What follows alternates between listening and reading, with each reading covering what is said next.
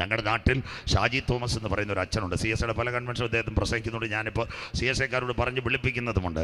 കഴിഞ്ഞ നവംബറിൽ അമ്മ ഇതിൽ കേട്ടാട്ടെ അച്ഛൻ ഇതിൽ കേട്ടാട്ടെ എന്താ സംഭവം എന്നറിയാം. കഴിഞ്ഞ നവംബറിൽ അദ്ദേഹം കുവൈറ്റിൽ പോയ അബ്ബാസിയ മാർത്തോമയുടെ കൺവെൻഷൻ വ്യാഴം വെള്ളി ശനി ഞായർ പള്ളിയോട് ചേർന്നുള്ള മിഷൻ വീട്ടിൽ ഉച്ചയ്ക്ക് ചിലർ ഭക്ഷണം കൊടുക്കും, പള്ളിക്കാർ കൊണ്ടുപോയി എല്ലാം ചെയ്യും. ശനിയാഴ്ച യോഗം കഴിഞ്ഞ് ഞായറാഴ്ച ഒറ്റ രാത്രി, തിങ്കളാഴ്ച അദ്ദേഹത്തിന് കയറണം. ശനിയാഴ്ച രാത്രി യോഗം കഴിഞ്ഞപ്പോൾ ഒരു ചെറുപ്പക്കാരി ദാണ്ട് ഇവിടെ ഇരിക്കുന്ന നമ്മുടെ കുഞ്ഞുമോള്, ദാണ്ട് അവിടെ ഇരിക്കുന്ന മോളുടെ പ്രായമുള്ള ഒരു 4 വയസ്സുള്ള മോനും വന്നു. അവർ പറഞ്ഞു, അച്ഛൻ നാളെ ഉച്ചയ്ക്ക് എവിടെന്നെങ്കിലും ഭക്ഷണം ശരിയാണോ? അച്ഛൻ പറഞ്ഞു, ശരിയായിട്ടുണ്ട്, ഞങ്ങൾക്കൊരു താല്പര്യമുണ്ട്, ഞങ്ങളുടെ കുഞ്ഞ് ഫ്ലാറ്റാണ് വന്നൊന്ന് പ്രാർത്ഥിച്ച.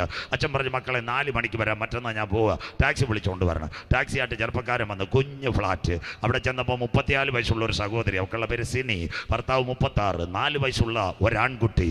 അവർ ചായ ഇട്ട് കൊടുത്ത് അച്ഛൻ പ്രാർത്ഥിച്ചു. നല്ല ജീവിതമുള്ളൊരു വൈദികൻ. അദ്ദേഹം പ്രാർത്ഥിച്ചിറങ്ങിയപ്പോൾ ഈ പെൺകുട്ടി ഓടി വന്നൊരു CD കൊടുത്ത്, പെൺപിള്ളേരെല്ലാം കേട്ടാട്ടെ, നാദാ നീ തന്ന സൗഖ്യം.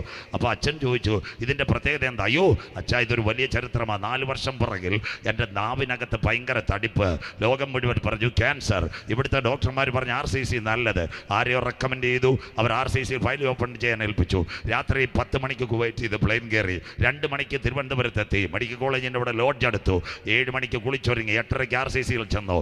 ഡോക്ടറെ കണ്ടു, പ്ലാസ്റ്റിക് കാർഡ് ശരിയാക്കിയിരുന്നു, എല്ലാം നോക്കി. ആ പെൺകുട്ടിയും ചെറുപ്പക്കാരനുണ്ട്. കുഞ്ഞിനെ അടുത്ത ഫ്ലാറ്റിൽ ഏൽപ്പിച്ചേക്കുക. 36 വയസ്സ് ചെറുപ്പക്കാരൻ, അമ്മ 34 വയസ്സ് മോൾ.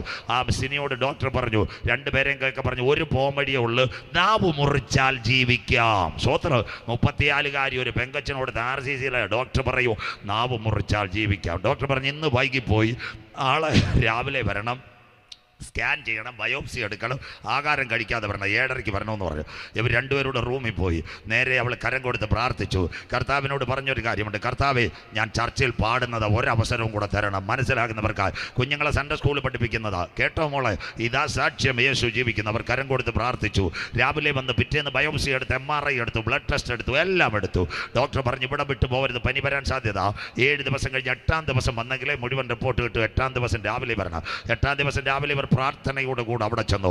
അന്ന് OPയുടെ തിരക്കുണ്ടായിരുന്നു. പ്ലാസ്റ്റിക് കാർഡ് കൊടുക്കുമ്പോൾ ഈ ഡോക്ടർ അസിസ്റ്റൻ്റ് ഒരു ചെറുപ്പക്കാരൻ, അവൻ പ്രിൻ്ററിനകത്ത് ഇത് ഞാൻ റിപ്പോർട്ട് എടുക്കുക, ഞാനിങ്ങനെ സ്റ്റാപ്ലർ ചെയ്തോളെ. അവൻ്റെ മുഖത്തൊരു സന്തോഷമുണ്ട്, ഒന്നും മിണ്ടിയില്ല. ചീഫ് ഡോക്ടറെ കൊടുത്തു. ചീഫ് ഡോക്ടർ ഇത് നോക്കിയിട്ട് അവരുടെ മുഖത്തൊരു പുഞ്ചിരി.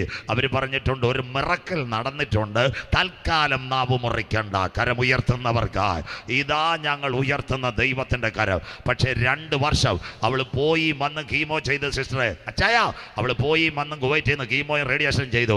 രോഗം സൗഖ്യമായപ്പോൾ എഴുതിയ പാട്ട, നാദാ നീ തന്ന സൗഖ്യം.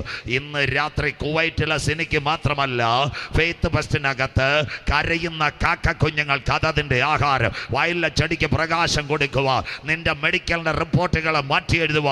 കുവൈറ്റിലെ പെൺകുട്ടിയുടെ കണ്ണുനീരിനകത്ത് ഒരു കരമിറങ്ങിയെങ്കിൽ ആ കരം തളർന്ന കരമല്ല.